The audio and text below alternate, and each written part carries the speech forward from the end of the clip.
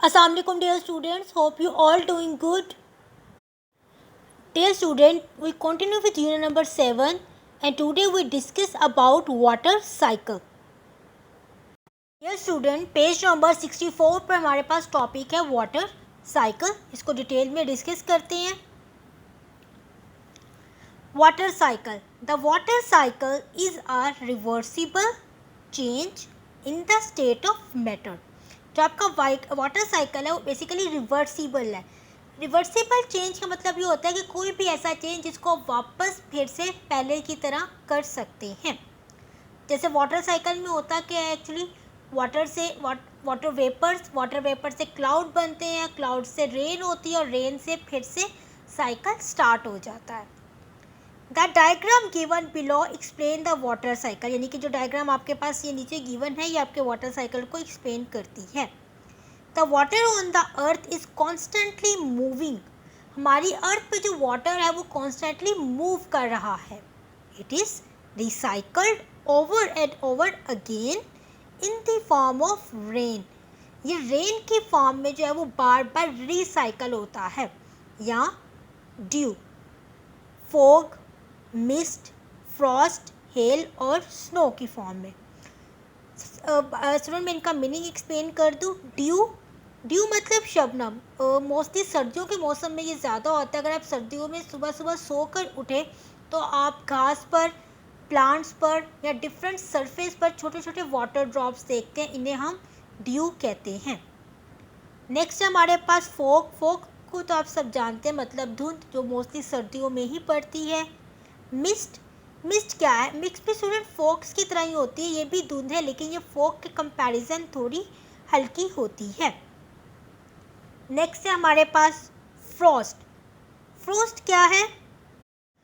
Frog student ये भी एक ठंड है. अक्सर आपको सर्दियों के मौसम में हर चीज़ वाइट सी नज़र आती है, उसके ऊपर एक लेयर आ जाती है, उसे हम फ्रॉस्ट कहते हैं. हेल मतलब ओले जो अक्सर बारिश के साथ पड़ते हैं, और स्नो मतलब बर्फ़बारी. ठीक है, ये वो सारी चीज़ें हैं जिनकी फॉर्म में आपका वाटर जो होता है वो बार बार रिसाइकल होता है. It changes from rain to water. ठीक है, ये बारिश से पानी में चेंज, वाटर वेपर में चेंज होता है, टू रेन अगेन, और फिर से रेन में चेंज हो जाता है. नेक्स्ट स्टूडेंट, डायग्राम के थ्रू हम वाटर साइकिल को डिस्कस करेंगे. ये 5 स्टेप में है. हम 1 बाय 1 इन सब स्टेप्स को डिस्कस करेंगे. सबसे पहले हम आते हैं फर्स्ट स्टेप की तरफ. Sunshine heat water and make it evaporate.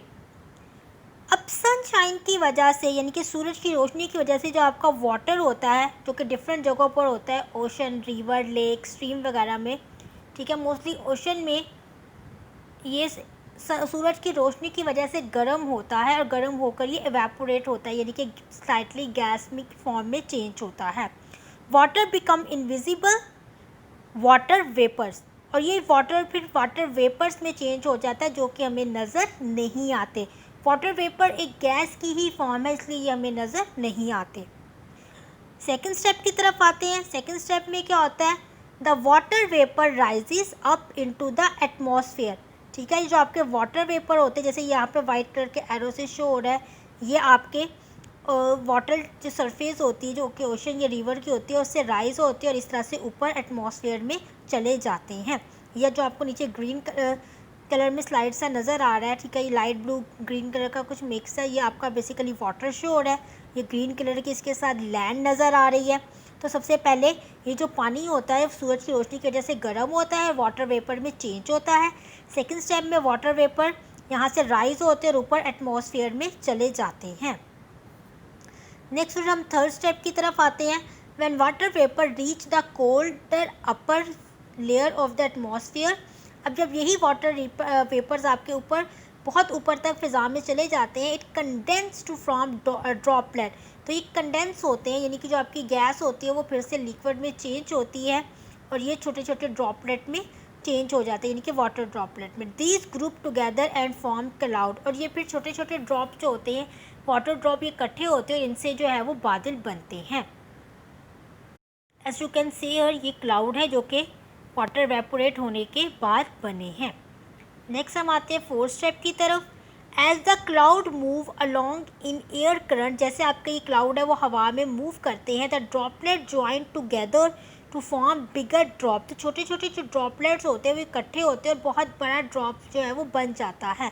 और when they are heavy enough they fall as rain, और जब ये बहुत भारी हो जाते हैं तो ये बारिश के फॉर्म में जो है वो नीचे गिरते हैं। आपको ये लाइन शो हो रही है, ये यहाँ पे ये क्लाउड से जो है ये छोटे छोटे से रेन की फॉर्म में जो है ये ड्रॉपलेट नीचे की तरफ आ रहे हैं। और ये एरो जब देखें तो ये नीचे डाउनवर्ड आ रहा है, यानी कि अब क्लाउड से वाटर जो है वो रेन की फॉर्म में नीचे आ रहा है।